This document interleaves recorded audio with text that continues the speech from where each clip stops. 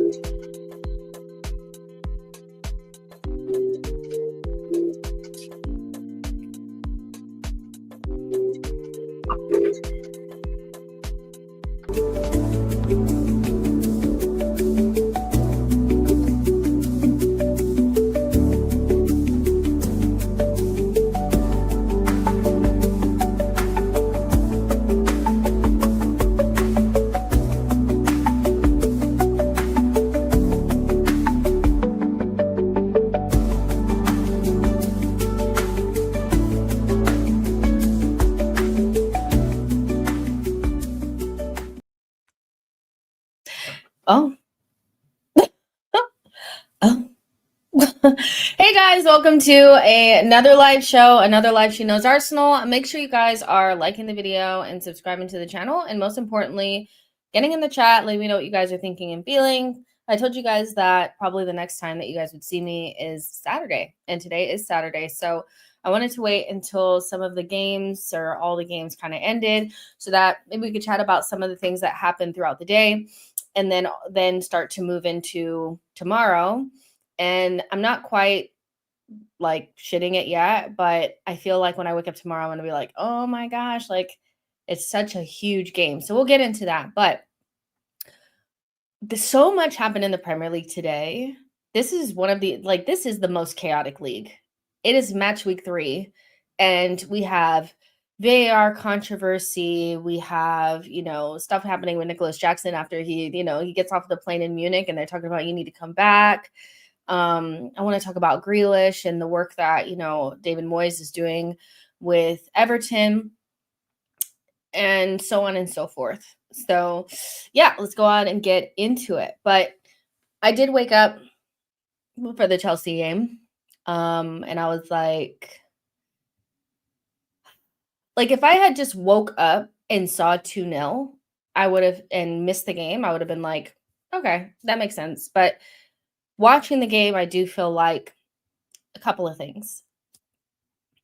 That VAR is still it's not really the technology, it's the people that are running it. And as long as they're, kind of picking and choosing when they want to apply certain rules and, how, picking and choosing when the referee needs to go to the monitor and influenced in the game in a certain way, we're always going to be having these conversations. But it's not the technology, it's the people, and it always has been.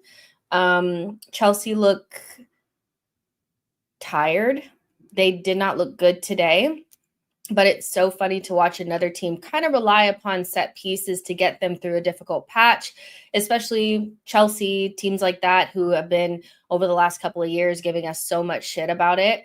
Your 4 out of your 6 goals so far this season has come through set pieces. And, honestly, I feel like a team needs to have as many different ways to score as possible. So I would never shade you for that, but it's incredibly clear that you've been working on set pieces just like every other top 6 team. So not too much on our set pieces, because those are what are basically keeping you guys afloat, because from an open play standpoint, you're not creating much. You're not really scoring from open play.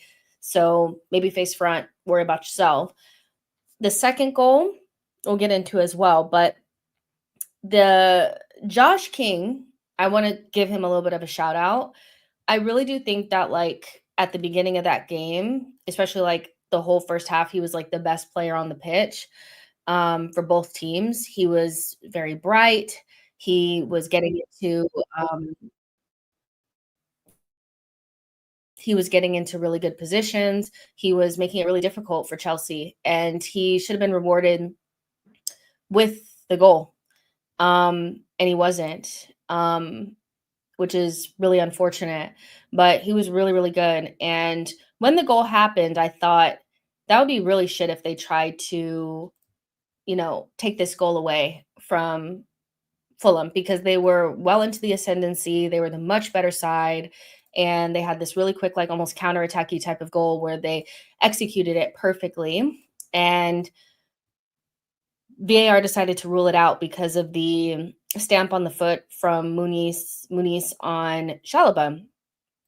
And I had made a video about this on Instagram, and basically, like, some people are basically like, mostly Chelsea fans, well, it was a foul because he stepped on his foot. And I'm like, it was accidental contact, which happens in football, and this is where intent and also like accidental contact versus actual challenge comes in. I think there's a lot of accidental contact that happens, like when you're running side by side with somebody. If your arm comes up while you're running and you hit somebody like this, and you elbow them, that's different than if both of you guys are going up for a header and you do this into their head, and like, then we're talking about like, oh, he elbowed him in the head. That's not accidental contact. That was more like on purpose. But if you're just running side by side with somebody and you make accidental contact with them, and that accidental contact hurt them or whatever, that doesn't necessarily mean that it's a foul. And I think that's where I'm finding it difficult to see how that goal was called back, because Muniz has the ball. He's doing like a helicopter or whatever I don't know what you guys call it, but in America we call it helicopter. You do that move, and the accidental contact is him going backwards. Chalobah is right here. And while he's taking the ball in this direction, his foot steps down onto Chalobah's foot. He is not challenging Chalobah. In fact, Chalobah is challenging Muniz. And his foot just happened to be underneath Muniz's foot when the entire incident came about. It was not the case that Chalobah had the ball, Muniz came in late and then stamped onto his foot. Muniz had the ball, and it was accidental contact.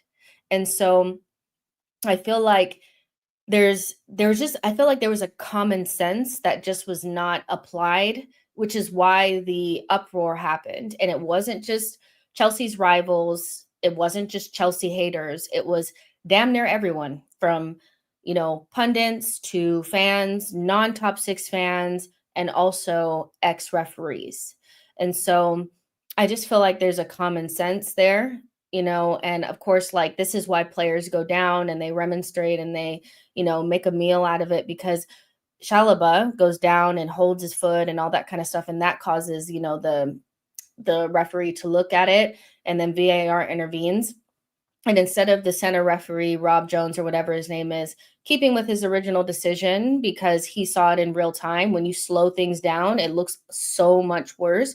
But he, in real time, was standing right in front of it and didn't think it was a foul. And then because VAR chopped and screwed it and slowed it down and just was watching him stamp, stamp, stamp, they took away the context around it. And the context around things in football does matter.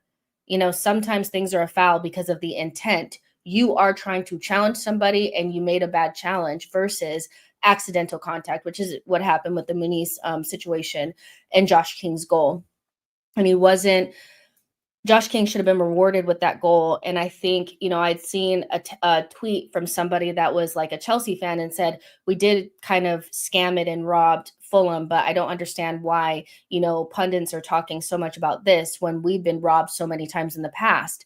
And I'm like, as a fan of a top 6 club, you have to admit that these types of calls disproportionately affect the smaller teams than they do us. Of course, there are big repercussions for big teams when these things happen, because oftentimes, like, the difference between winning a title or not can be just a couple of points. But for smaller teams, it could be the difference between staying in this league or not, which is a lot bigger. So I think when we look back in the past of things that happened with, like, Wolves per se, and how they had so many of these calls go against them. As a top six fan, you have to look at it from their perspective. And we have, like, first world problems. Marco Silva, spoke about, like, when you come up against big teams, you kind of need these things to go in your favor, and you can do everything in your power to set your team up. But these types of mistakes cost you the game, essentially. And I do think you could make an argument that it cost them the game. We don't know what would have happened had Josh King scored. You can make an argument either way, that the game would have flipped on its head and Fulham would have scored another goal, or maybe Chelsea just go on to win the game anyway. But we didn't get to see that play out. And, I think Fulham definitely deserved that goal for sure. And this intent discourse is weak because every player on that pitch is fighting for their team, and mentally they are all in that game. So accidents like that are meant to happen. Chalobah's fault, not foul. There was no challenge. The idiot put his foot where the player was going to plant it. And to me, it's like, it's just so obvious that it was just like accidental contact between two players. Chalobah doesn't really touch Muniz. He's, trying to get the ball. Muniz is not looking at him. He's making a move. He puts his foot back like there's nothing he can do. He can't change anything. And he just happens to stamp on his foot, and then there was also a long time really between that moment and the goal, which I also feel like that needs to be taken into consideration as well, that it wasn't like Muniz did that and then put the ball in the back of the net. There were several more passes in between there where Chelsea could have stopped them from scoring. So it just felt like they kind of just wanted to figure out a way to rule out that goal, or they were overthinking it or whatever. But as a football fan, it's becoming more and more difficult to watch these games because it feels like just natural goals that would have been goals in the past, or they're finding ways to disallow them. And of course, something like this will happen in our favor in the future, and something like this will happen against us. But I feel like as football fans, we kind of need to talk about it. So and not from the aspect of like, well, like, I'm a Chelsea fan, so I don't give a fuck because it helped us. Because ultimately, in a couple of weeks or a couple months, something like this will happen against you, and it's going to fall on deaf ears because Chelsea fans are like, oh, well, it doesn't matter because we got away with it. That's all I'm saying. Anyone who's played any degree of soccer, football, can tell you contact like that happens and it shouldn't be a foul. How did we scrape the win, Jess?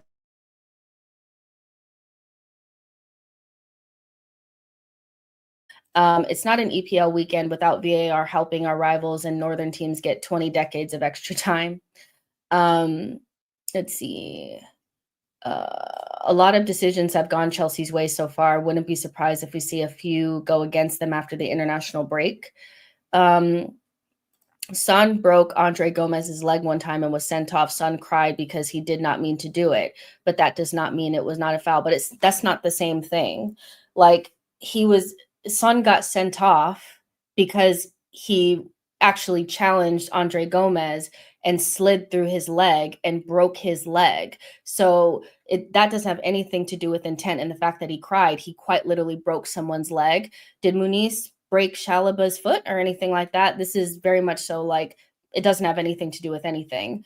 It just wasn't a foul. And I think the amount of people that have said that it wasn't, I would say that, like, there's probably a good chance that that was something that wasn't a clear and obvious error, which is also a part of this as well, is that if people can make millions of arguments against it, it's not a clear and obvious error. And that's what VAR is meant to be discerning whether it's a clear and obvious error.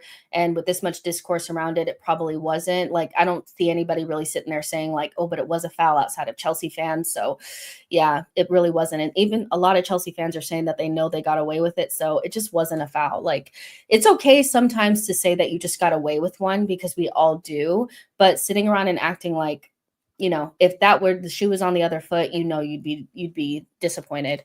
The one thing that we can all agree on is that the Premier League has the worst decisions.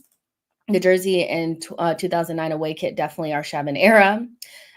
So yeah, I think that was a pretty weird one. And then the second goal that Chelsea scored also was, João Pedro handballs the ball first. Should have been a Fulham free kick, but then they ended up with the penalty decision in their favor as well. So, I think if you're an honest Chelsea fan, you would just say that you probably got away with one today. You didn't particularly play well today. You didn't really create that much. João Pedro's been amazing for Chelsea. And so in Palmer's absence, I think he's been very clutch and has scored goals and gotten assists. He has 2 goals and like 2 assists so far in the Premier League. He's been brilliant, but I just think if you're honest, it's like I'm not even trying to hate. Like, if I think you're doing good, I'm going to say you're doing good. You didn't play well today. You scored on a set piece. You've been kind of relying on them so far this season, which is fine because you need different ways to score, but you definitely got away with one today, 110%. Like, it's not that deep. It's not that deep. And there's probably a realistic reason why. It's probably not that you're not a good team, you don't have talent and all that kind of stuff. It's probably just because you're tired, because you played in the Club World Cup. You're missing, good players like Palmer and Caldwell. And so it's just a little bit of, it's not that deep. Didn't play well. Like Matisse said, somebody is watching over them right now. Have to agree. That's what I'm saying. It's like anybody who's honest is, it just was kind of like a theft. Like, I don't know what else to say. You know what I mean?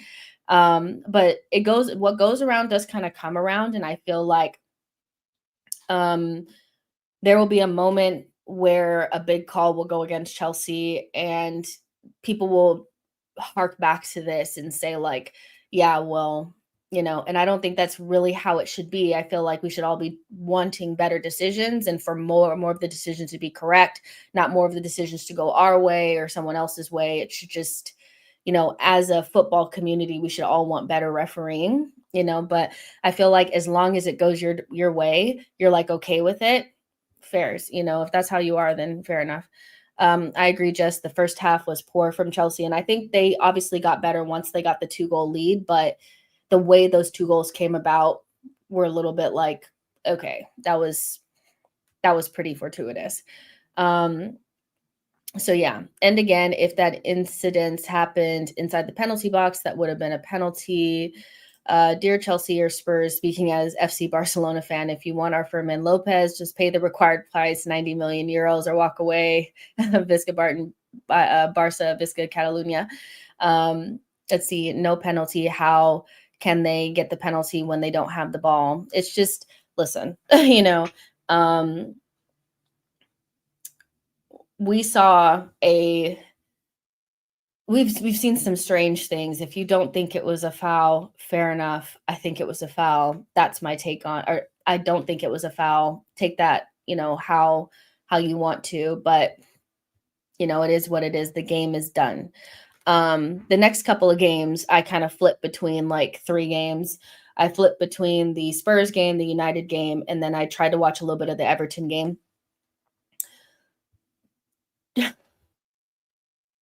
Oh, Tottenham. Can I just say that little post that their admin made was like, I remember like maybe last season we got shot on because we played a game with a man down. I want to say it was against Man City. And we sat back in a deep block. We drew the game, and we got absolutely massacred about it. Tottenham turned around and played some shit team in Europa League or something like that. played a man down, and then their admin came out and said, played our football, and we still won the game. We man down and we played our football. And I'm just like, God, is your whole like existence about us? And I guess because they get validation from other rivals that just hate us. Like a lot of the like ass kissing of Tottenham, I feel like is just about trying to like kind of hit us just a little bit, because rivals would prefer Tottenham to be good because they feel like retroactively that hurts us. But that I feel like they get off on like trying to make their stuff about us. And it's like, you need your own culture and like your own thing. Like if everything is about us, like what's the point of your club? And so for them to do the let it all work out for Xavi Simons was just like, you couldn't even make his announcement about him. You had to make it about us. And the let it all work out didn't have anything to do with Tottenham.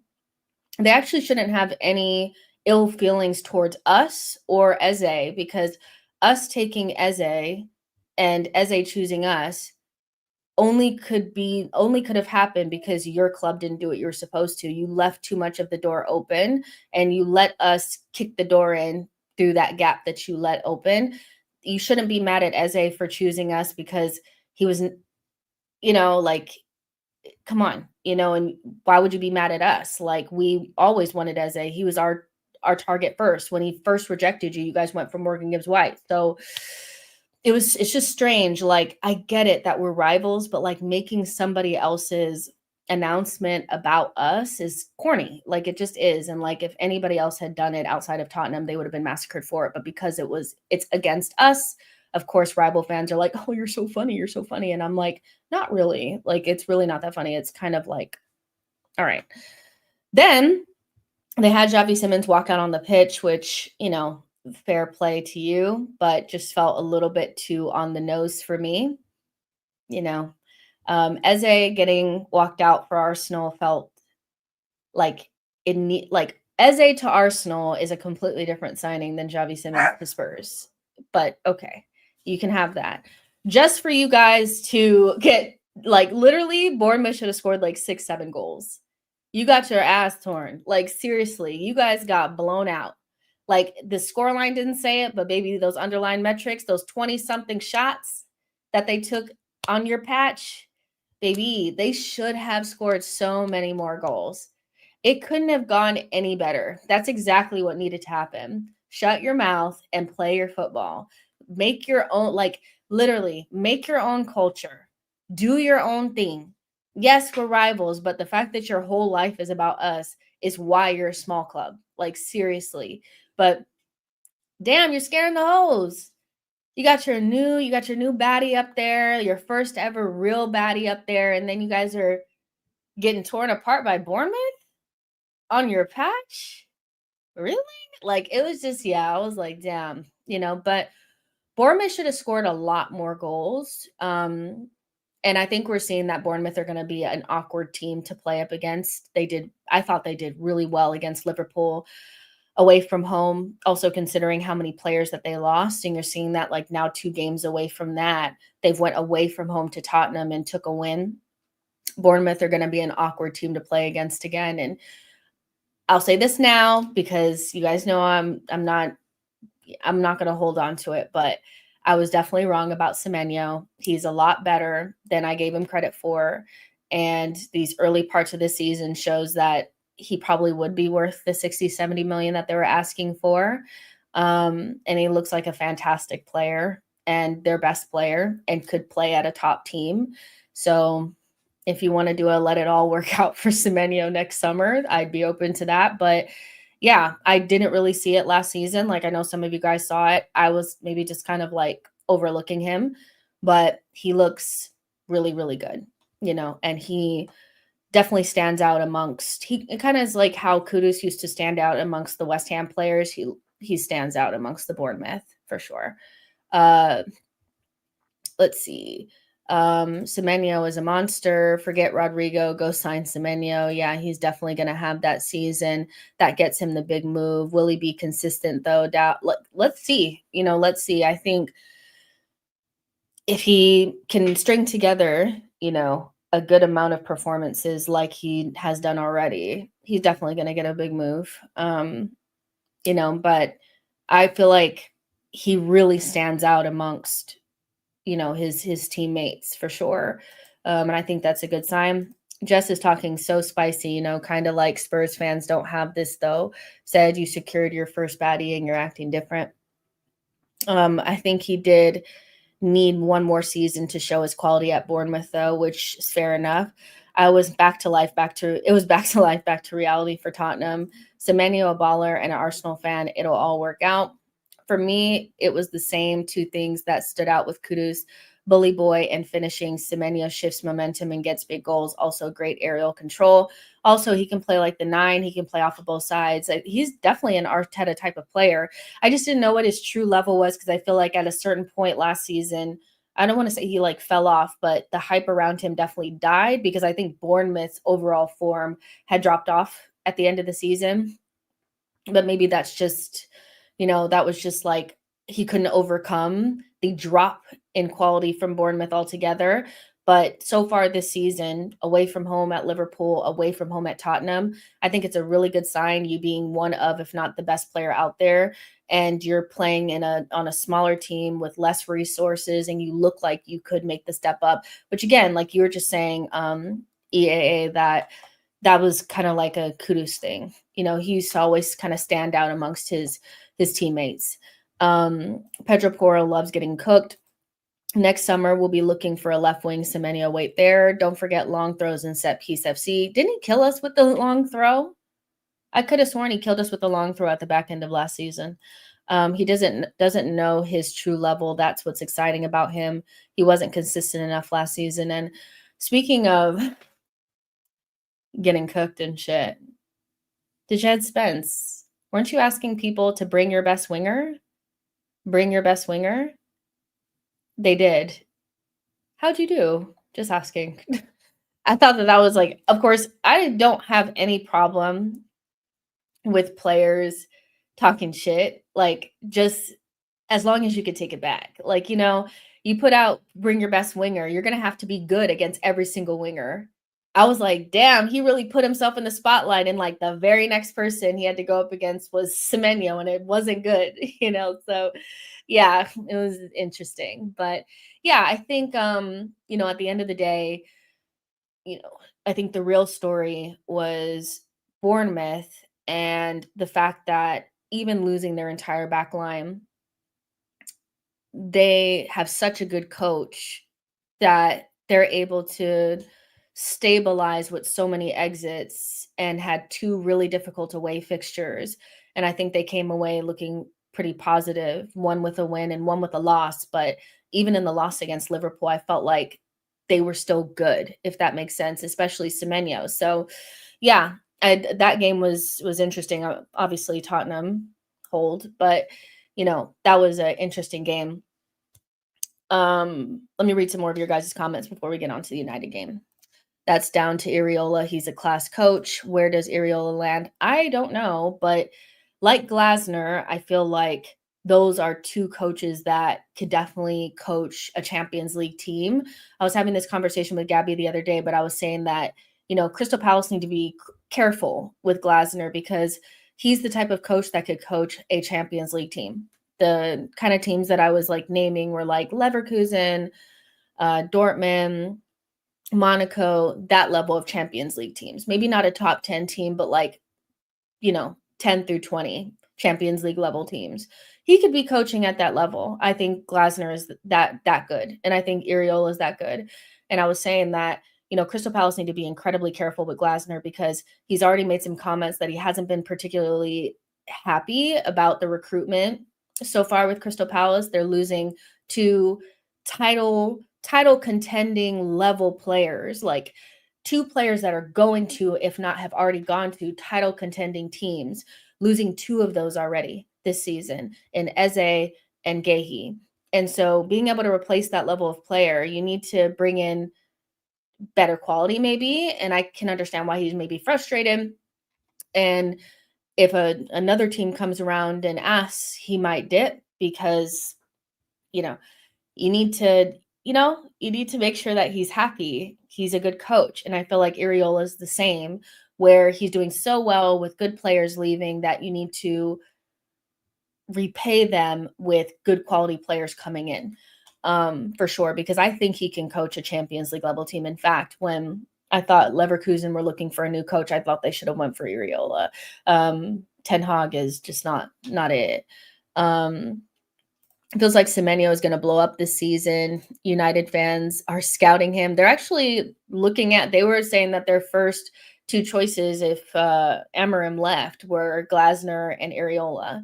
And as much as, it's a poison chalice and coaching United seems like a surefire way to ruin your career, most coaches would take that job, So, yeah, Areola is going to Man United by December. Do you think Spurs beat Bournemouth if they had a better striker? Maybe. But they didn't, they didn't even have shots. Like, you know what I mean? So I just think that, maybe if they had a better striker, but I think ultimately that Bournemouth just kind of bopped them. And when you're not getting shots, to me, that's not necessarily like a striker issue. If the striker is getting quite a few shots and they're not putting the ball in the back of the net, then I'm like, okay, maybe it's a striker problem. But when you're not getting shots, period, and you get like 5 shots and like maybe 1 or 2 on target at home, that's a structural, tactical, maybe a lack of creativity problem, which wouldn't surprise me with Tottenham, because even though they played well in the first 2 games, they know they need a number 10. They know they need somebody that can break lines. They know they need somebody that can get the ball to their better players. And maybe today was more of a sign of like, you need the Xavi Simons out there to be able to knit things together. Without Kulusevski, without Madison, you can have a Solanke or a Richarlison out there and still be good with those types of players in your team. But without it, it's tough, So yeah. And it's nice that you bring Richarlison back down to earth, because my goodness, was he acting like he was fucking R9. I was like, not too much.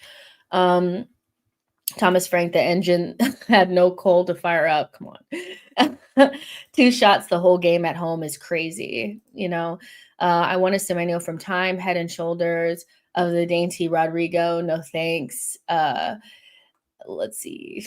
And I told you Spurs were no threat. So a man said dainty Rodrigo couldn't have put it better. Who was the sheep calling for this youth? I like Rodrigo. I would have taken him if he had any sort of mentality to leave. I can't even lie. But I would say that even though I would take Rodrigo, I was definitely wrong about Semenyo. I think he could play at this level, and he's showing that, he's the Kudus of next summer for sure. He's going to be a nice little gem, for probably expensive, but a nice little gem for somebody that wants Premier League proven talent. He's there for sure. Man United, Burnley, you have blood on your hand. When you come to the Emirates, we better spank you, because you kept us from getting generational head loss. You prevented us from receiving Jamal TV. You prevented United Stand, United View, TFT, Lias, and culture camps for me. You have blood in your hand. You, Burnley, you disgrace. 3 minutes. 3 minutes is all you needed to hold down for us to have that for my weekend. They ruined my weekend, Burnley. Like, you just had to hold on. You did everything. That was a crazy game too, because there was a lot of, VAR intervention. I do think that it was an obvious penalty at the end of the game there. Pulling on the shirt. Beckham.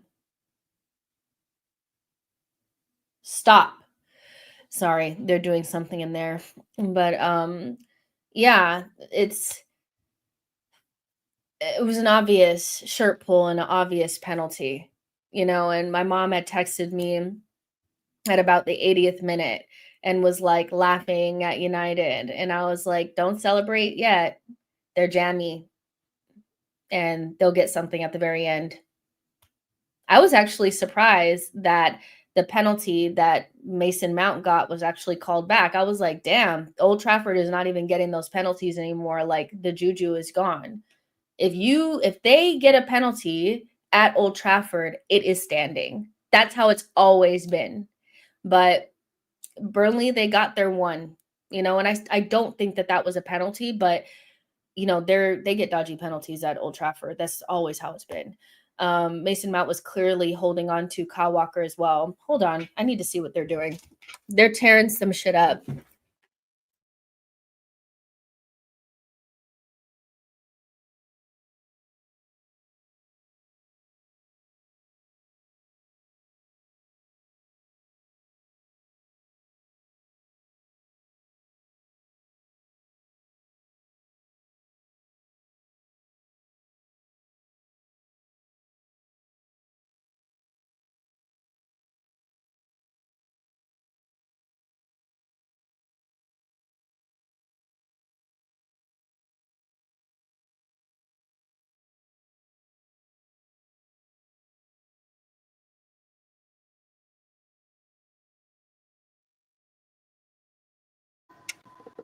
Can you hear me?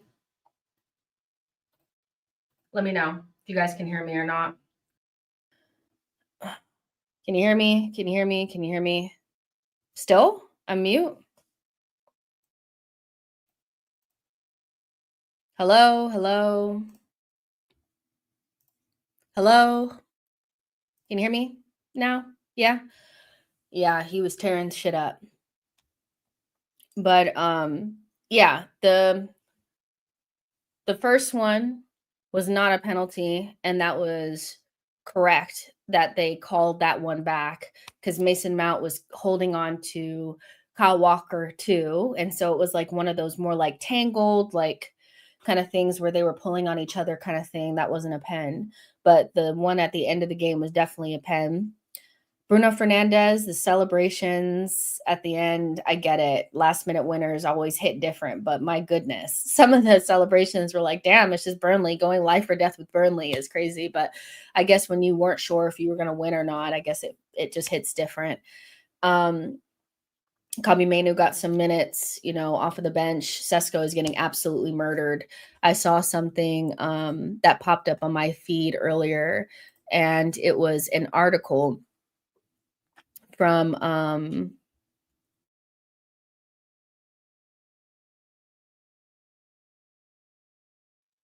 my saved stuff is not the same that's on my phone, which is so weird, but it was an article that had popped up. Let me see. Benzema, can you stop, please?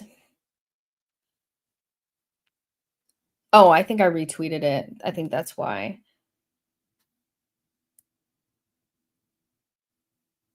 Okay.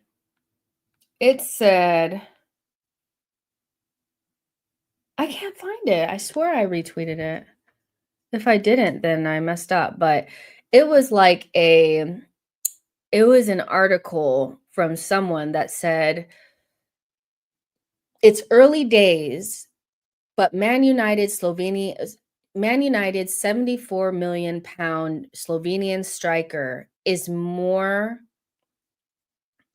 like Wout workhorse than Ruud van Nistelrooy. I don't know if they deleted it or what, because I know I retweeted it, and I thought I saved it. I wonder if they deleted it. And I was like, oh my goodness, they are already doing the thing to him. You know how they do with Man United players. If you don't hit the ground running, they start smoking you. And I was like, damn, they're already writing articles, bro. It's done. People are talking about his leap and all that kind of stuff. And like, he has a great leap on him. And like, he was trying to get on the end of things. But I think when you spend 74 million on a player, instantly they're going to expect you to be something. And then obviously when it's Man United under pressure, it's even worse. I think he deleted it. But yeah, somebody wrote an article and it was like, Man United Slovenian striker is more like Wout Workhorse than Ruud van Nistelrooy. And I was like, damn, already they're getting him. It's crazy. But yeah, it's just that was listen, Man United fans think that they, smoked Burnley. Fine. didn't look like necessarily a super even game to me, like in terms of like I thought Man United had chances and stuff like that. But the reality was is when you got to the 93rd minute, it was 2-2 and you needed a penalty to win the game. So life or death with Burnley, you got your win. You got your win.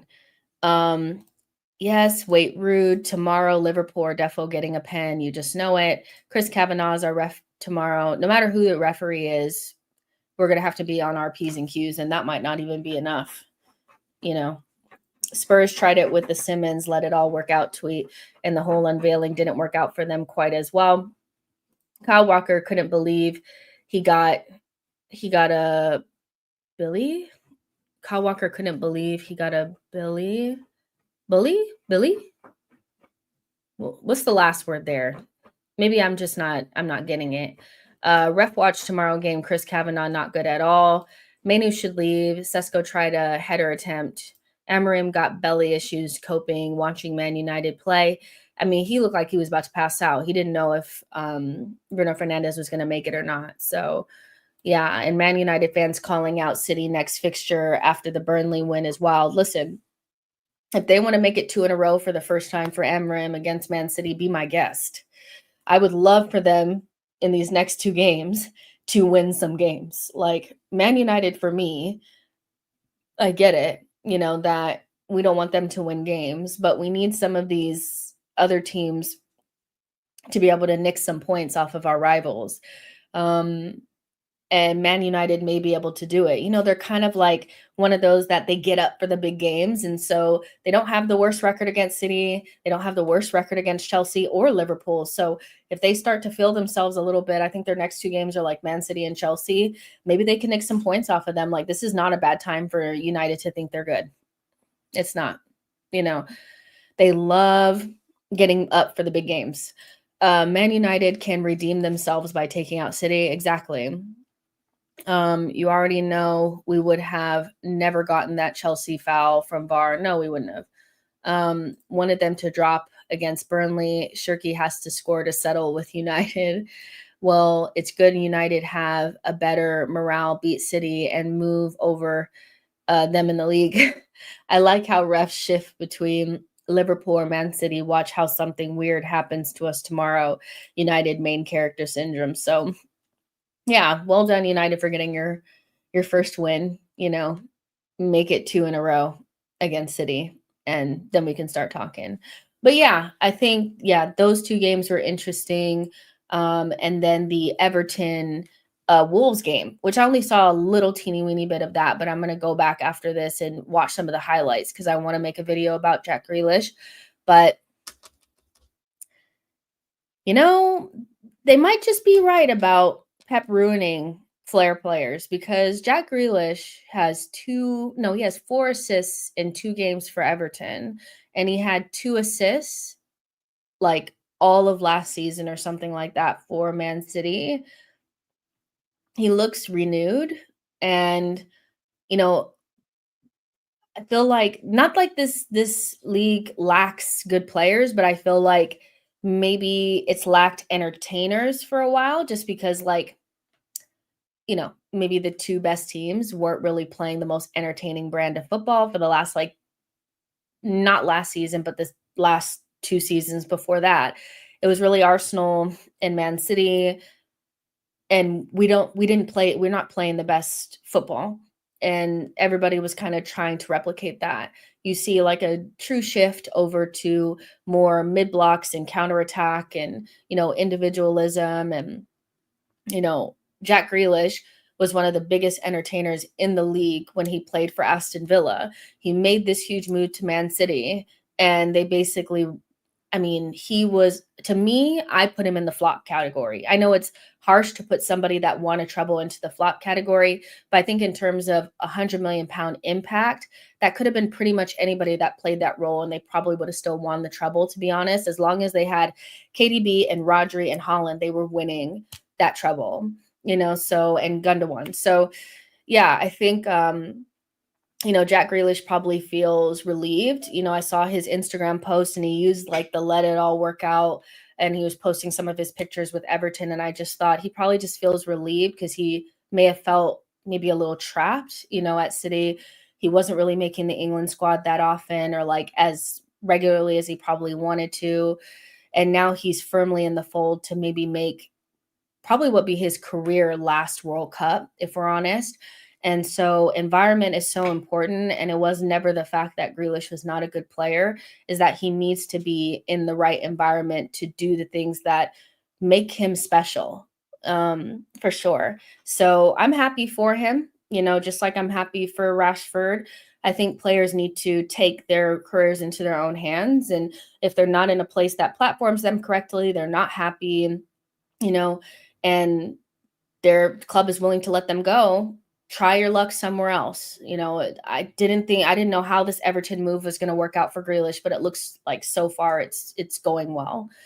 Hope Wirtz does not arrive tomorrow. He was nullified by Pep. I knew Jack would find form again. He was one of my non-Arsenal favorite players when he was at Villa. He's such a baller. If we lose, they for sure go back to Isak, right? I think they're going to get Isak no matter what. Guardiola hates entertainers. Zlatan, Eto'o, Ronaldinho wants robots. Henry only listened to him because he wanted to win the Champions League. I'll say one thing for sure. Ronaldinho is my favorite player. You guys can see him right there.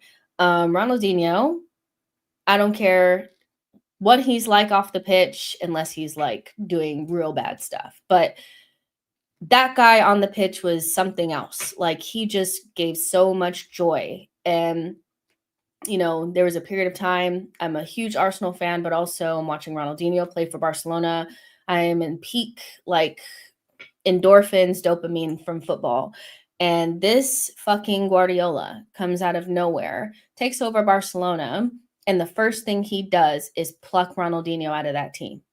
And I've had beef with Guardiola since then. When he came to the Prem, I was a little bit more over it, but I just couldn't get I was so like, who does he think he is? And of course, he won everything at Barcelona and they were amazing. But when your favorite player gets axed from, the top team and he was like a starter and all that kind of stuff. And then, oh, by the way, Brazil did the exact same thing, snatched the 10 off of his back, gave it to Kaká and sent him off into, the woods somewhere. It was like very shocking for my system. And I was like, Pep, you will pay for what you've done. But Guardiola, he doesn't seem to really lean towards individualists, and the individualists that he brings in, he takes their little things that they do and kind of hones it to the system, but it's not freedom per se. Grealish really suffered from that. And so I am happy for him. And yeah, I love it. For him. I hear you, Jess. However, that Barca was so Ronaldinho centric. It needed to happen. Not for me. You guys know I couldn't see it. There's no way that was not my reality. My reality was my favorite player has been excommunicated. And now what am I going to do from here? Like I just couldn't believe it. I was just in shock. I just was in shock. I just was. I couldn't think that way. They put my goat down. Just to be fair, Dino was getting fat and not trained. I don't want to hear that. Arteta is Diet Pep. He is copying his mentor, sucking the creativity and individual brilliance out of his most technical players to play robotic brand of football. Well, let's see what he does with Eze. Because, as much as that may be true, Arteta hasn't really bought a lot of flair players. He has Odegaard, and Saka pretty much. And that was the extent of the flair and creativity that we've had in this team.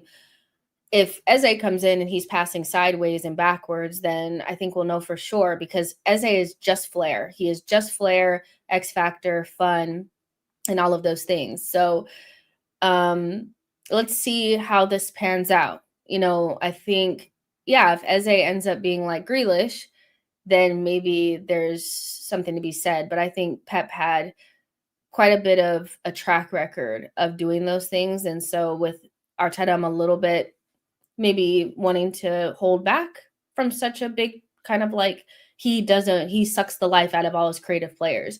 Because we haven't had that many. So yeah, I just want to see. But Arteta does have kind of like the robotic style at times and doesn't really lean into fluid attacking football. So I agree with that. But from the stripping the individual players of their creativity, maybe that's the case with Odegaard and Saka. I need to see it with just a pure flair player first. That's probably it. It's a fine line between authoritarian and liberalism greatness. I agree Pep wants robots because they are easier to control. In theory, he was smart for it, but now that the game has leveled itself out with talent everywhere, and now he needs athletic thinkers. Well, let's see how City look for the next like maybe 4 or 5 games. Because I made that point on Judge Mo's show that I feel like if you don't have athletes, you're gonna get you're fucked in this league, and that doesn't mean that you just need physical, like just runners, but you need players that can keep up with this more transition heavy style that is definitely infiltrating the Premier League. The Premier League is very much so leaning towards the Bundesliga now. All this, you're going to need to go up against these great defenses. None of these smaller teams are playing just to keep you out. You do see the mid to deep blocks at times, but ultimately, like, it's not like how people were saying it was like a couple years ago, where it's like you need to have all these, you need to be so tactical and moving your pieces around the chessboard and all that kind of stuff. Like, quite literally, if you have athletes, flair, X factor, and you're just better at scoring than the other team, you'll probably just be fine. And looking at Pep's side, they have so many technicians, and so they'll probably have too much for most teams, because most teams can't stop Holland. He is a flat track bully. Most teams will not be able to stop Holland. When you play against the big six teams where the technical level has evened out, but one team can just bully you, then I'm starting to look at you like, all right, what you gonna do? Because the bullying that they got from Spurs shocked me. I was like, you got whooped, so we'll see. Guardiola goes to the club and dances off beat. This league needs athletes, and City team is definitely weak. I think we are beating Liverpool tomorrow. The boys smell blood, and we will take all three. So let's go ahead and pivot to that, because it's the big one. I mean, it's not. I saw some people saying, oh, well, if Arsenal lose, it's over. Like, the league is already done. And I'm just like, huh? Like, I feel like people jumped the gun, and obviously I'm expecting to go there and shake the table. I really don't want us going up there playing for a draw, but the impetus is on Liverpool to get the points, because I mean, they haven't beat us at Anfield in 3 years. It's been 3 draws over the last 3 seasons, obviously, and in the Premier League, they haven't even beat us at home in a while as well. So I feel like they know they're going to go to the Emirates and it's going to be a tough game. So their best chance is to get all 3 points from us at their spot. So the impetus is on them to turn up. But it's also up to Arsenal to not play for a draw and end up with a loss. They have to play for a win, and at the worst, they come up with a draw. That's pretty much, I feel like, how we need to think about this. And Arsenal are really good away from home, especially against the big teams, because our defense is so solid. But I feel like sometimes, I don't know what would have happened last season at the Etihad, but I do feel like sometimes, if we had 11 men, that's what I mean, the full time. But I do feel like sometimes we lack threat. And so our defense keeps it tight, and then we get like a set piece or something like that. But I would like to see us have more threat. I get that the other team, it has threat as well, but I want them to have to think about defending us. I don't want it to just be we're kicking it long to nobody and we're all defending 11 men behind the ball. I don't want to see our wingers just get the ball and just give it away and not be able to be a reliable outlet. I really don't want to see us, look at the touches at the end of the first half and Gyökeres has touched it once. I want us to have a real good, like, attacking plan that goes with our defensive solidity. Liverpool are going to probably score a goal. I think that it's going to be really difficult to keep a clean sheet. But watching them in the last couple of games, I don't think that their defense is super solid, and I feel like there's some things that we could take advantage of, like the 1v1 against Kirkes, or also watching him on the back post, against Newcastle, and us maybe being able to put some big players on him and score like that. Kirkes' start to life at Liverpool hasn't been bad, but it has shown that he has some weaknesses. So Madueke, I expect him to take him on every single time. I've seen Saka light him up, and I'm going to expect Madueke to light him up as well. Maybe put somebody on him on the back post to see if we can get some of that joy that Newcastle got. And then on the other side, depending on who they play, I think no matter who they play, whether it's Szoboszlai or Bradley, you should have a good chance, because Bradley is just coming back from injury. He's not going to want to play up against a fresh Eze, and neither is Szoboszlai, because I'm sorry, Eze is not Harvey Barnes, so our wingers are going to be so important. And I think if they don't get joy, we will struggle. But if they do get joy, we will do really well. It cannot be the case that we're kicking the ball to our wingers and they're just giving the ball back, or they can't get past their man, for sure, because they're going to have their men on Gyökeres. So there's going to be space for them. So it's going to be a lot of 1v1. They're going to need to take advantage of those opportunities.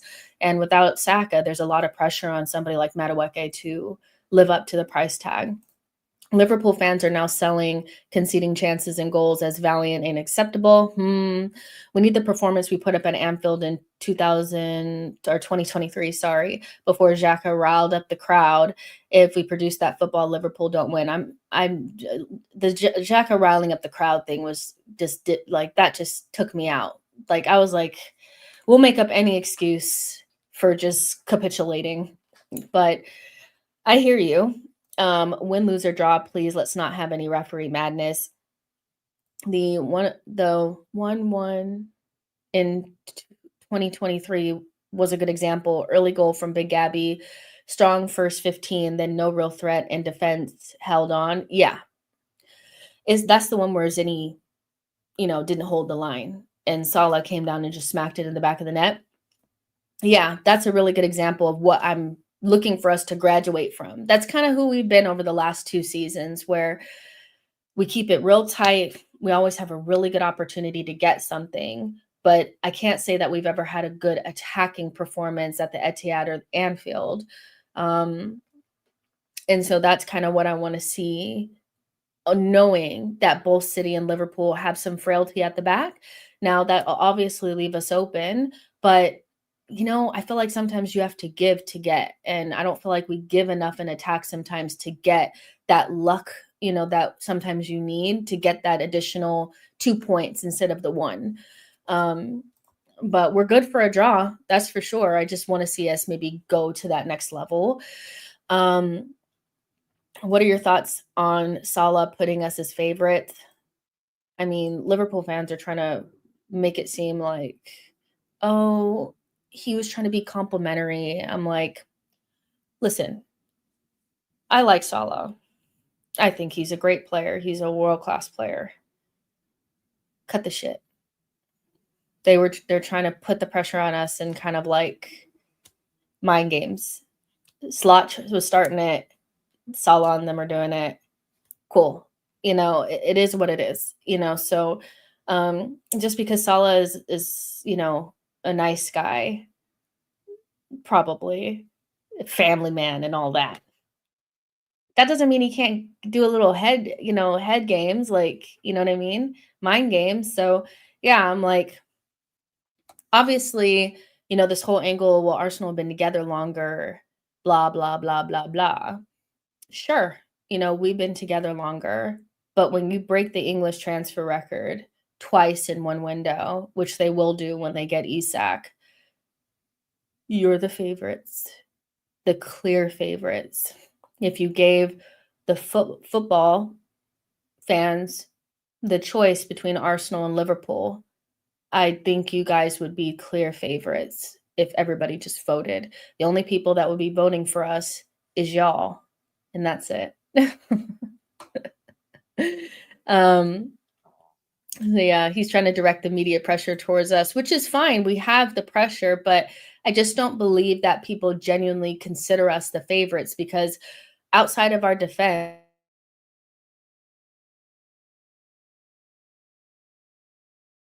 we don't have that, So there's so many things that we supposedly do not have, but we're favorites. I don't get it. I don't. I see that my internet is doing the bullshit, so give me just 2 seconds.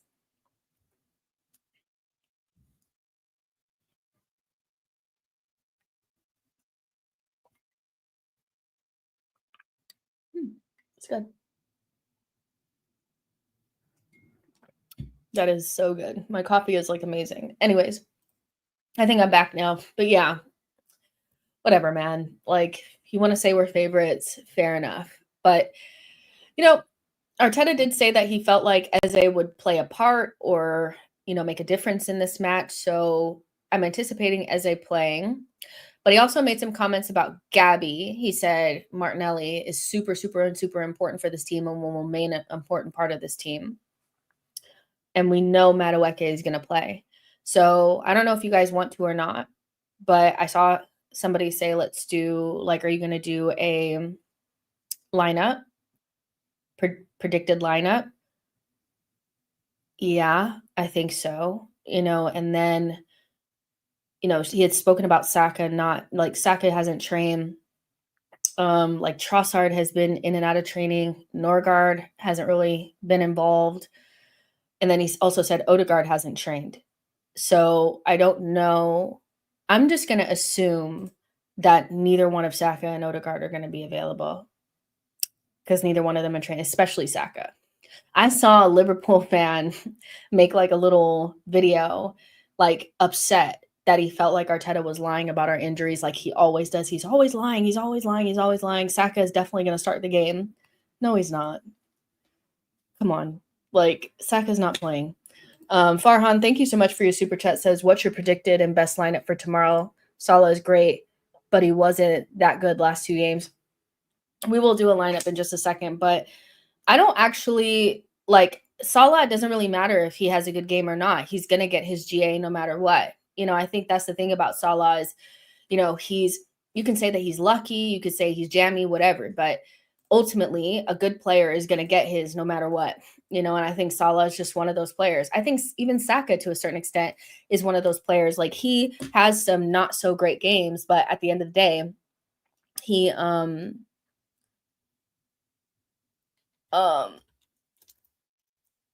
at the end of the day, you know, he gets his GA, and usually that's a sign of a good player. So I'll give him credit for that. Make sure you guys are liking the video and subscribing to the channel. We are going to do a little liney up ski.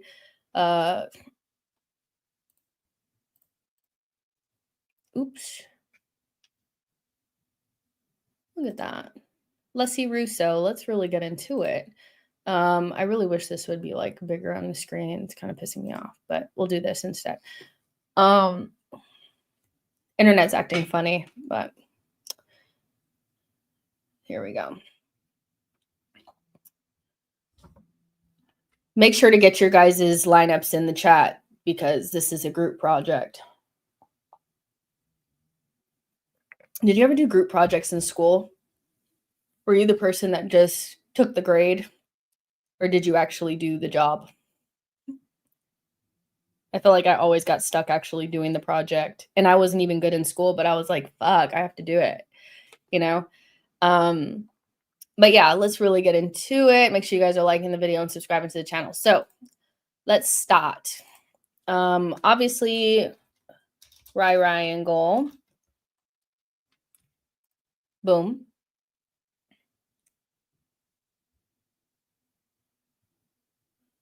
It's going to be Timber because Ben White hasn't been fit. And to be honest, we need our best defenders out there. Saliba, Gabriel. We'll save that. Let's put Declan Rice in there. And then we'll put Zuby Zuby Zoo. And there is well, we're just going to do this because these are really the positions that we're talking about, right? Left back, the 10, essentially. Should I put a 4-2-3-1 instead? Well, now they fucked it up.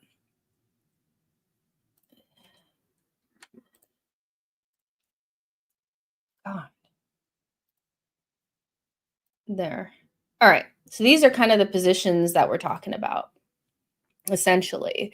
Left back, the 10, left wing, and striker. What y'all think? I'm scared. I would not want to be Mikel. I don't want to make these decisions. I don't. Because I do feel like they are hard decisions to make right now. Now with Kai out, it probably seems like it's just a foregone conclusion that Gyökeres will start, right?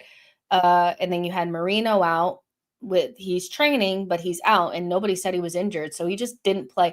It is odd for Marino not to play. I get that maybe we don't rate Marino as high, but Arteta rates Marino, so I was like, is he going to start against Liverpool at front? That scared me. Then Martinelli, he's big part of the squad, and he's going to maintain being the big part of the squad. He didn't play against Leeds, but he started against United, which was a big game away from home. Will Martinelli start? And then Kala. So is it Martinelli? Is it MLS? Like, I'm seeing a lot of like MLS needs to be starting. I'd start MLS. But then I also see some Calafiori and Kala.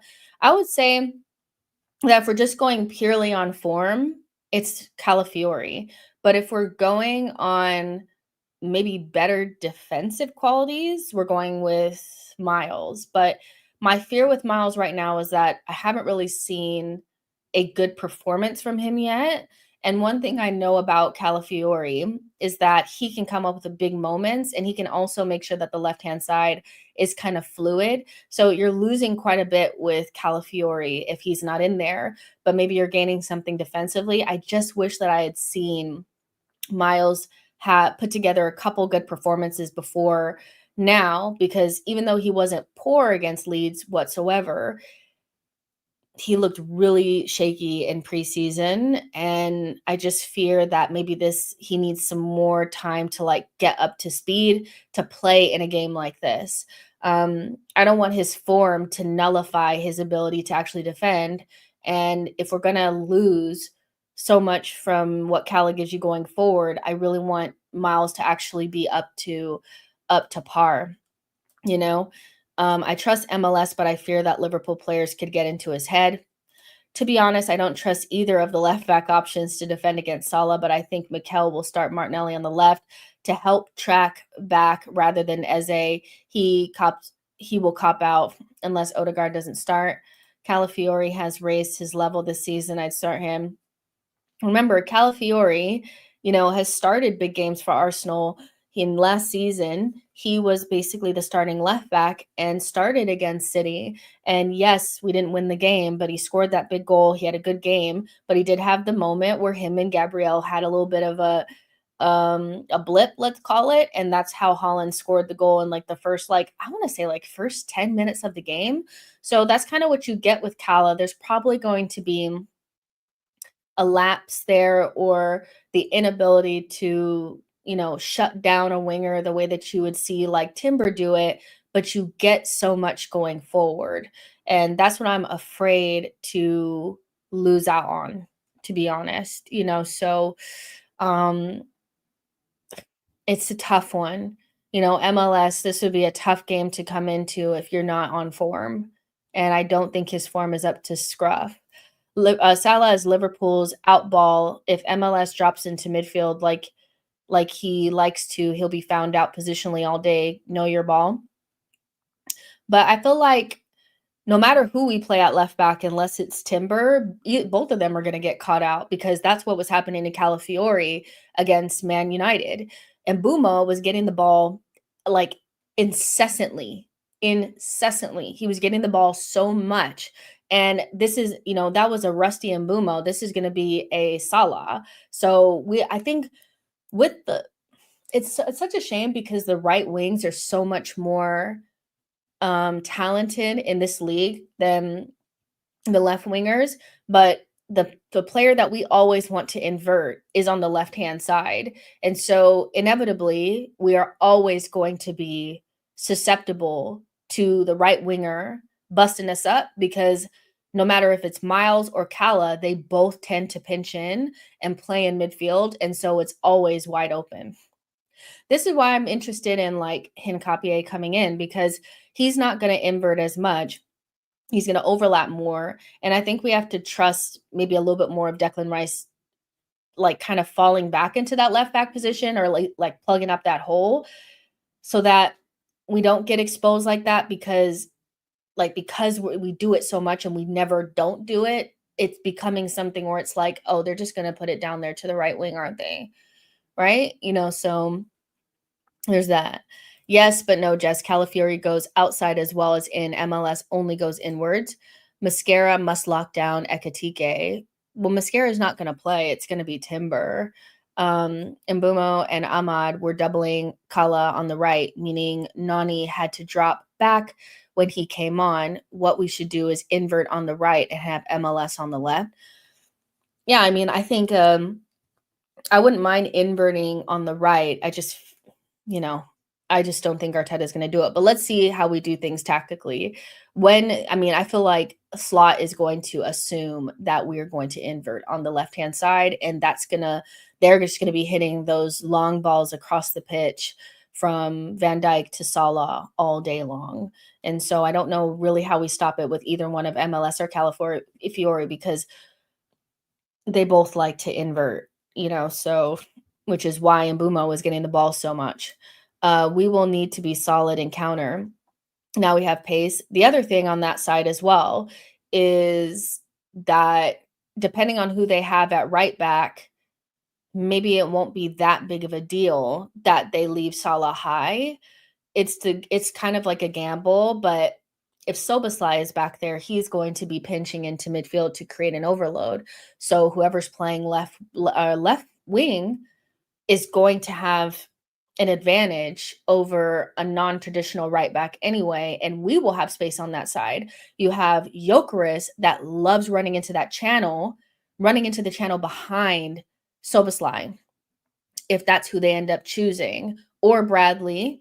But again, I'm expecting Bradley to be a little rusty. So that's also something that we could use to our advantage. And Salah is not going to really come back and help Soboslai. Salah tends to stay high. He doesn't track back as much. So that side is probably going to end up being the side where things are won and lost, because if we can't punish them, but they could punish us, we're going to be in trouble. Rice will be key. Do the positives outweigh the negatives with Kala? For me, they do. I know for a lot of people, it doesn't. Jess, I don't know. You were streaming today. I'm so late. Do you have your notifications on? Because I did say on the last show that I would stream on Saturday. I just didn't say when. But if you have notifications on, you should get one. But if you're not getting one, I apologize on behalf of YouTube. They should be sending out those notifications to let you guys know I'm live. Kala links up with the attack a bit better this season, especially. We now look for balls over the top. We'll mid at least in mid block to execute. I would put Timber on the left. Salah have to be kept quiet. We need to score early to get the momentum going. So I'm seeing Mascara shouts on the right and Timber on the left. I'm seeing, Calafiori. I'm seeing MLS. What I would do, this is just what I would do personally. It's tough.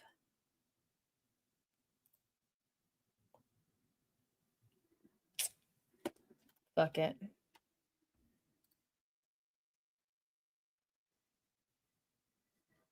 I don't like the idea of Timber on the left.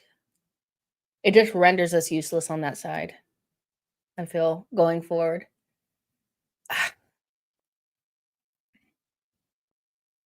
The Mascara on the right. See, now you guys are making me think, do that. I'm not confident at all on that.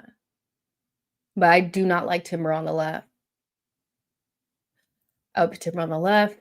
We need to score early. Timber on the left isn't bad, to be honest. We've been to Anfield with Zinchenko and come out with positive results. Calafiori got this. Salah and Ekitike need to be locked down. Yeah, but at what cost though, Burmy? I think that's what I get, that we don't have to win the game, but at what cost? I just feel like sometimes being so negative and fixing our team in order to stop them from scoring always has like an effect on how we're going to attack them.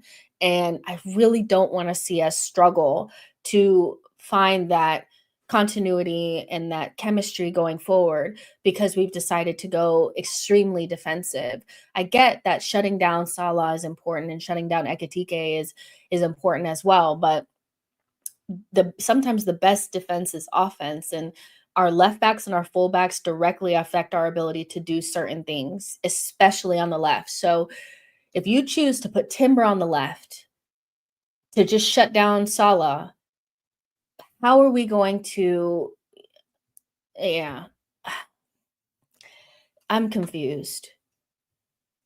I don't know.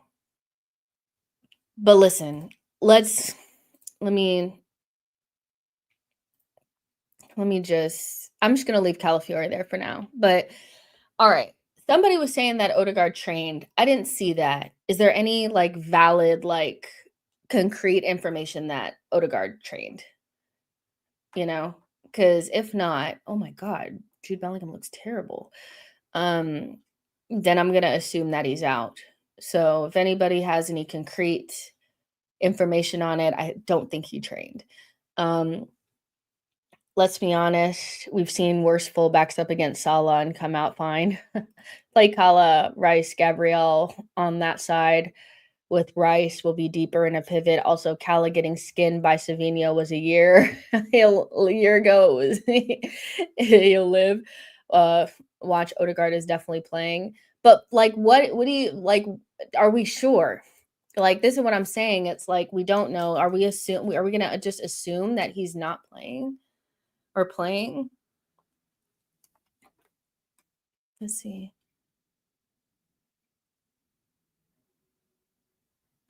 I'm trying to see if I see anything about it. We got to just assume he's going to be out. Because I don't see anything that says that he trained or even intimates it. So, let's see. All right, you guys are saying he's playing. All right, well, I'll put him in there. I feel like that makes our job so much easier, to be honest. If it's that, I just feel like Arteta is gonna start Martinelli. I wouldn't. I'd start Eze, but maybe they're thinking Eze off the bench for an impact for his first game.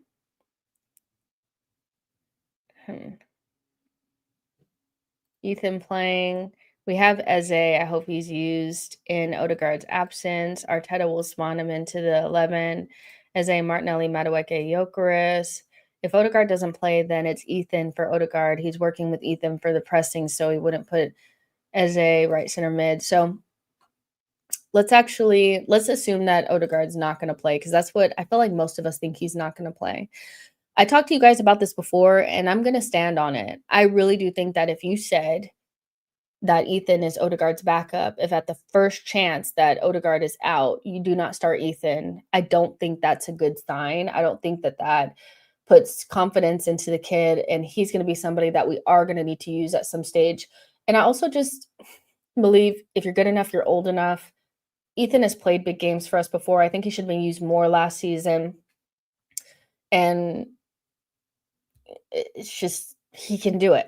And if he can't, then we'll make changes. But at this stage, I'm like, put Zubimendi and Declan Rice in a double pivot and put Ethan in the 10 and let's fucking go. Like, I don't see why not. I think at some stage you need to put your faith in him. And I don't see the whole game ending because Ethan is in the 10, but I think you have to, at some stage, trust him. And if you don't, it's going to start looking like, all right, then what the fuck, you know? Um, Also, I know that we have him in a double pivot, but for the most part, the number 10 or whoever plays in Odegaard's position does tend to play more right-sided, and I still think Eze is primarily left-hand sided, so I just think Ethan is going to play if Odegaard's not there, but, I know some people don't think it's right, but Ethan, he's a good player,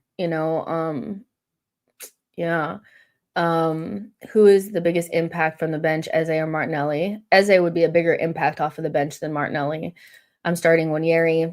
Fans want to see Eze start, but I suspect Arteta will sub him on. Hey Jess, really excited to see the new additions all playing and hope to get the win. It's Eze Martinelli coming on in the 60th minute.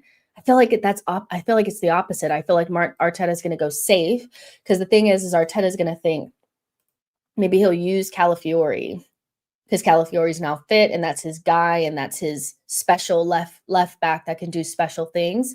But in order to balance that out, I do feel like he's going to do the Martinelli, and Eze is going to play a part off of the bench in his first game. I actually think this is how we're going to set up, and then Gyökeres. And let's say things go tits up or we need a goal. I could see, if Gyökeres gets tired or Gyökeres is getting, found, he's locked up. I can see Marino coming in at the 9 and Eze coming in for Martinelli or, whatever. But I actually think this is going to be the lineup if Odegaard is fit. If Odegaard is not fit, then it's going to be Ethan or maybe Eze. I don't know. But I feel like we have more options and more of these like debates because we have a much better team now, and more options, like actual good options that could start. You could see a world where Eze starts in the 10, Eze starts off of the left. You could see, Ethan starting, you can see Mascara starting, you can see MLS starting, like there's plenty of options, so I think this is a good enough team to do damage, but if I just had to do what I wanted to do from minute 1, I would do this. I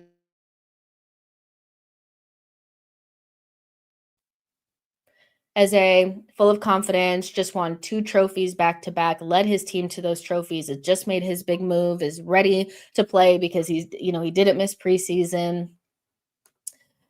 I know that Martinelli's not as good of an impact off of the bench, but I still have Trossard to play, if Trossard is fit. So, yeah. Subs, Marino, Eze, Dauman, Mascara, MLS. I want Dauman to start. It would be 100% in line for Arteta to play Odegaard, even though he's just come available after injury. Eze should start in the 10. Well, if Odegaard is fit, he'll probably play. I still think that, he hurt his shoulder. He doesn't have like a knee injury or anything like that. So I kind of understand like this desperation for Odegaard to get dropped and but it's a shoulder injury that doesn't require any surgery or anything like that. If he's even remotely fit, he'll start, and I don't really see a problem with that. As a definitely can and will play a role. It just may not be in the 10. Dauman to start. Come on, be serious. This is a strong lineup other than Madueke. I'd rather put Ethan on left wing. I think you mean right wing. Jess, how do you feel about Gabriel Heinze being coach? I don't feel anything, because for me, like since Arteta's been here, I haven't known much about his assistant coaches outside of AirPod being a boss. Like I don't really know anything else. Like I don't truly know the ins and outs of who's giving tactical analysis, who's doing the psychological thing. I think Cuesta was doing the more psychological like stuff with the players and doing the mental side of things for them. But Heinze, he's more of a shouter, he's more of a yeller, more aggressive than Cuesta was. So, we'll see how that works out. But I don't really, I really don't think much about it because I'm not 100% sure what role they're playing for Mikel. So it's hard for me to be able to kind of like, I know he's doing a good job. I know he's doing a good job, if that makes sense. So I'm okay with it, you know. Um, Mikey, relax. I like aggression. I have no patience for Madueke. Um, let's see, Madueke is all right on the right. For me, we throw in Martinelli last 15 minutes to hold on to a lead. Nelly is woeful in the final third. We need killers, so Eze should be on the left. This is what I would do, just, also because if we have an opportunity to stun them, I think it will come with somebody like Eze rather than Martinelli. If we're, in a situation where they can't handle us, you know, I don't want it to be that situation where we have a couple of chances and if they fall to Martinelli and he kicks them wide and then all of a sudden they adjust and we can't do it, like one chance, one goal, if the ball had to fall loose to somebody, I would prefer it to be Eze than Martinelli. And that's why I'd start him at left wing, but I just have this feeling that Martinelli will start at left wing. I know it's off topic. Any thoughts on Xavi at Spurs? Good for him. I think it's a good signing for Spurs. This is the biggest signing in their history. At least that's what I've been hearing them say, which I think says a lot. But listen, we just have to see how it shakes out. I'm happy with the player that we got. I'm sure they're happy with the player that they got. He's a good player. We'll see how he adapts to the Prem. Good player on paper. Let's see what happens. True, big players often do something out of nowhere, says Farhan. Let's see. Eze ripping Kanate a new one in the second half. I'm here for it. That Hincape guy is rapid. Wish he'd be in the squad now. He'd be perfect for tomorrow's game. Only thing is Martinelli typically performs well against Liverpool. I don't know why. Because he's usually playing up against Trent. That's why. Martinelli does well against Liverpool because he's usually playing up against Trent. I don't know how he'll do it against Soboslai or potentially Bradley. So, let's see. Tottenham Twitter admin tried the "Let it all work out" motto for Xabi. It was just so strange. It's just you need to find your own culture and your own thing. And if I was a Tottenham fan, I'd be like, let's not make our whole existence about Arsenal because we're our own club with our own ideas and our own shit. Bro waited for the Chelsea call for months and it never came, had to settle for Spuds. Let's see. Xavi's level is at Spurs. He's consistently regressed from Barca Youth Academy to needing a career revival at Leipzig. Gives me Renato Sancho vibes. Listen, once we got Eze, I stopped caring about anything anybody else was doing, I'll be honest. We just got a superb player, so it's like, I think at one point we could have went for Xabi Simons. He was being offered to us, and I think in that show where it was like Eze over Simons over Eze was like the title, I was like, I would still choose Eze and just feel like there's an intangibles with Eze that I'm not quite sure about with Simons. And I like having a player that I know for sure can play in this league. And I'm not a big like Prem proven person, but when you bring in somebody who's like 27, you want somebody that's going to make an instant impact. I don't want to have to worry at all about them needing to adapt, especially when we have a striker that's trying to adapt right now. It's nice to bring in another attacker that kind of knows the league. Madueke knows the league. So I think everything shook out the way it was supposed to, So, yeah. Just in the same, as soon as we got Gyökeres, I didn't care for Isak. As soon as we got Eze, screw everyone else. Noni never played for Ajax. He didn't play for Ajax. He played for PSV, I think.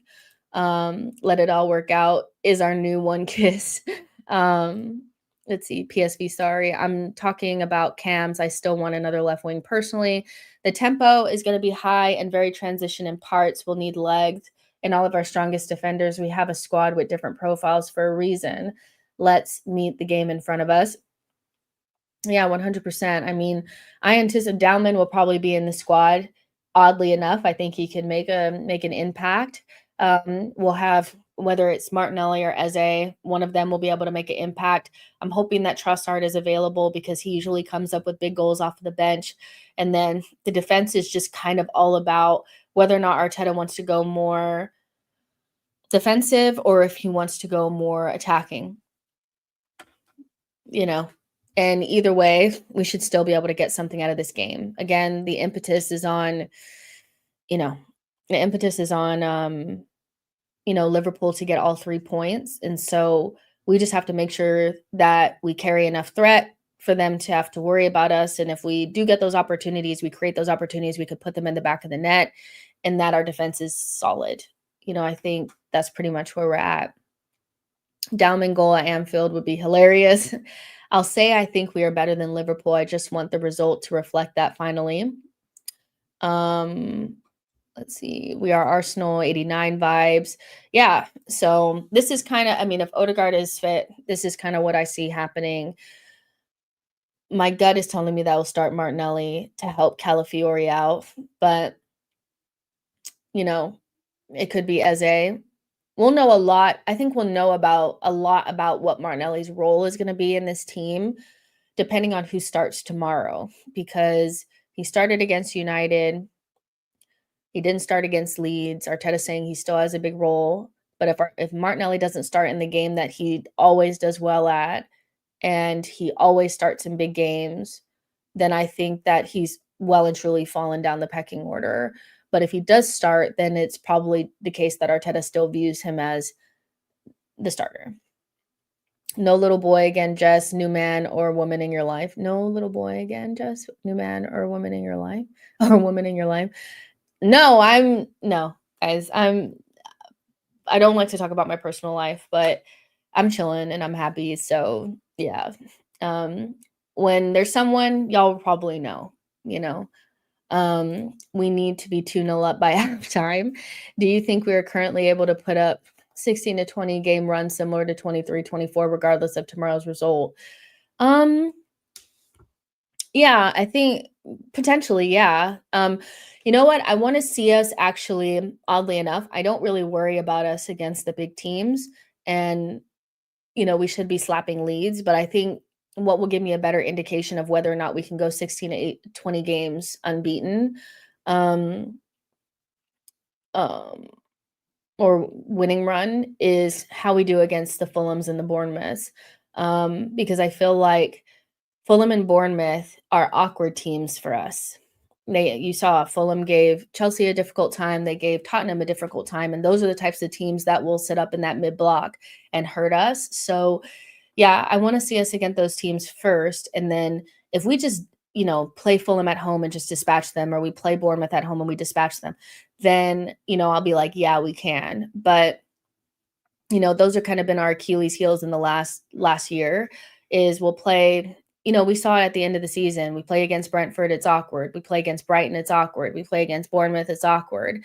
And those games should be like professional 2-0s for us. So yeah, there's still some questions around the team because on paper and from what we've done in the transfer window, those questions have been answered. But until we see it with our own 2 eyes, it's just more of like an on paper thing. But Leeds gave me a lot of confidence, but it still Leeds at the end of the day. We were always going to slap them at home. Let's see, let's see, when's the next time we play one of those teams? They're awkward. The Bournemouths and Brentfords and those types are so awkward for us. And I think it's because they have good coaches that can set them up in a mid block, and we just could not break them down. Maybe Forest on the 13th at home will be the first, can we get a professional 2-0 win?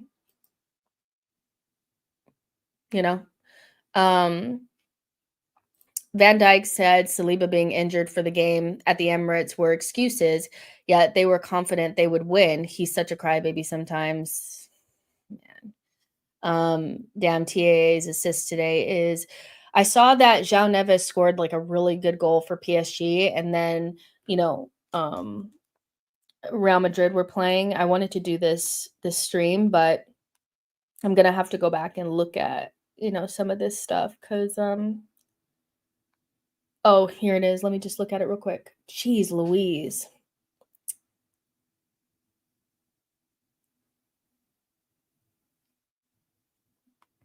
I know Liverpool fans want him to fail so badly, and like the Spanish media has been tough on him, but any player that plays for Real Madrid gets shat on. Like it's just how it is. We have these high standards, and if you're not, playing up to those standards, you're shit. But Trent is going to do just fine for Real Madrid. I don't know why people are acting like it's the end of the world. Um, he is a fantastic, at least passer of the ball for sure. So he'll be fine. West Ham, Fulham, Newcastle, and Villa are bogey teams. They're the real make of if we've changed. Yeah, they're just so awkward. We're so awkward around them, like, and they just, yeah, we struggle. I watched Fulham today and I thought, I hope we don't struggle against them again, because they look a little weaker than they did last season, but they still presented an issue for Chelsea. So, yeah. Just did you or do you ever play football yourself? I played all the way through college, but that was like a million years ago. I don't play now, even though I probably should. Basically put the smaller teams to the sword like we did when we were slapping teams 5-0 and 6-0 in the second half of the season. Yeah, exactly. Like those awkward teams, because like most of our draws came against those types of teams last season. We drew, against Brentford. We lost to Bournemouth at the end of the season. We drew against Brighton away from home. West Ham, we lost at home, like just silly shit like that, where we just had too many drop points against those awkward teams. We're going to do well against the bigger teams because we get up for those games. And we're going to have way too much for like the, Burnleys and Leeds and that kind of stuff. But that tough kind of middle group, we weren't able to dispatch them last season. So that's where the biggest difference is gonna come from. As much as people criticize Odegaard, I saw a stat of players in Europe last season who created the most big chances, and he was on the list. Sidebar, Jess, you played in college. What position? I don't know why I'm getting Fabregas profile from you. No, baby. That was not a Fabregas at all. I would play DM and then I played right back. So no, even though this is a Fabregas kit, I didn't have that. I was more of like, I was like athletic and, kind of a B, so that's pretty much it. We need that's all this. I don't have any similarities to Fabregas whatsoever. We need to take our chances tomorrow. If we don't, Liverpool will score and it's not going to be good. You were Zubamendi, Jess. Well, lower your expectations just ever so slightly. Let's say let's just call me an Onana. Like I probably was more of like I was probably more of an Onana. Let's be real. I didn't have it, but I love Patrick Vieira, and so that's who I wanted to be. Um, that's who I wanted to be more than anything. Like I was like, he's perfect. That's the exact type of midfielder I would have loved to be. But I was definitely like one of those where as I got older, they moved me further back, So yeah. She was a song, damn. She was out here like Sylvester. Just was a Caicedo, lower the expectations just a little bit. Let's see, you were James Milner. Oh my gosh, this is getting dark. Alex Song, Conte. You were James Milner. Okay, James Milner is fucking hilarious. My gal said Onana. Yeah, I think I was more like an Onana. Like I was faster than everybody. I was strong. I was very much so interested in the physical side and I was no stranger to a yellow. Let's just say that. But listen, I got a full ride scholarship to college. Like I did the things, so I did enough. I did more than enough. So yeah, but James Milner, you guys are doing me dirty, but that is fucking hilarious. I can't lie. Just got a gay. Oh my gosh, I'm fucking dead. Martinelli is made for this game because there will definitely be lots of space behind the defense. Michael Carrick, Jessica Baptista, Techers. No, I wouldn't say I had like sick tuckers or anything like that. Duels, duels, duels. Yes, exactly. 100%. But listen, I played to my strengths. That's all I could really do, you know? Um, my first touch was not like a duel, let's just say that. But listen, I was good. You know, I was a good player. So I wasn't like top 1%, but I was a good player, you know, enough to get a full ride scholarship to a D1 school. I'll say that for sure. So, yeah, no shame in my game. Shit. Um, understand Aston Villa are now advancing in talks for Lucas Paquetá. Negotiations underway with West Ham while Paquetá keen on that. Well, come get Fabio Vieira then. Come get Fabio Vieira then.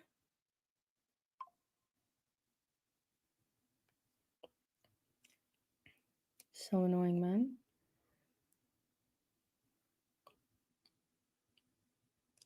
I wonder if this means that they'll probably sell what's his name?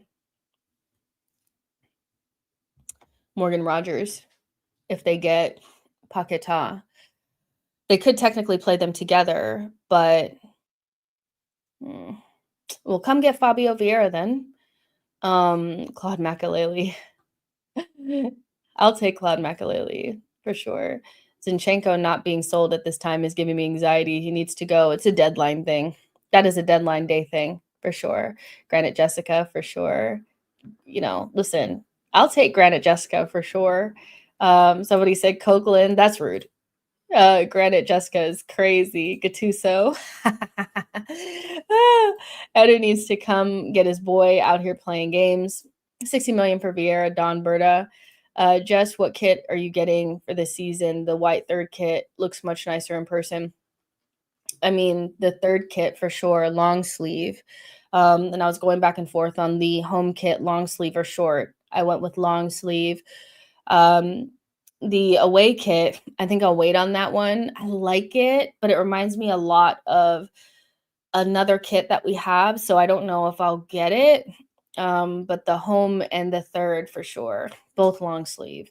They look so good. Lucas Torreira, I'm dying. Phil Neville is crazy. No, stop.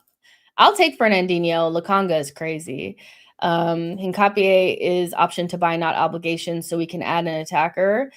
I don't, you know what, we'll do a deadline stream because, you know, I don't even like doing deadline day streams because, you know, Arsenal usually never do anything and we get the dreaded Ornstein. Like Arsenal, they're not expecting any incomings and, you know, they're happy with their team and blah, blah, blah. You know, but with Don Berta, anything can happen. Anything can happen. So, yeah, but listen, my score prediction is if let's go positive. 3-2 Arsenal. Lots of goals, but we nick it with a set piece or some shit like that. I'm not nervous yet, but I think I'm going to be nervous. I think I'm going to be nervous. I think I'm going to be nervous. But drop your score predictions in the chat. It's a big game. When's the last time that we haven't played a title rival in the first 2 or 3 games of the season? Don't remember. It feels like every year we do. First 3 games we play a title rival. First couple games of the season. So we'll survive. Yo-Yo says 2-0 Arsenal. Manu was game 6 in 2022. Tomorrow you'll be shitting it, don't worry. 3-1 Arsenal.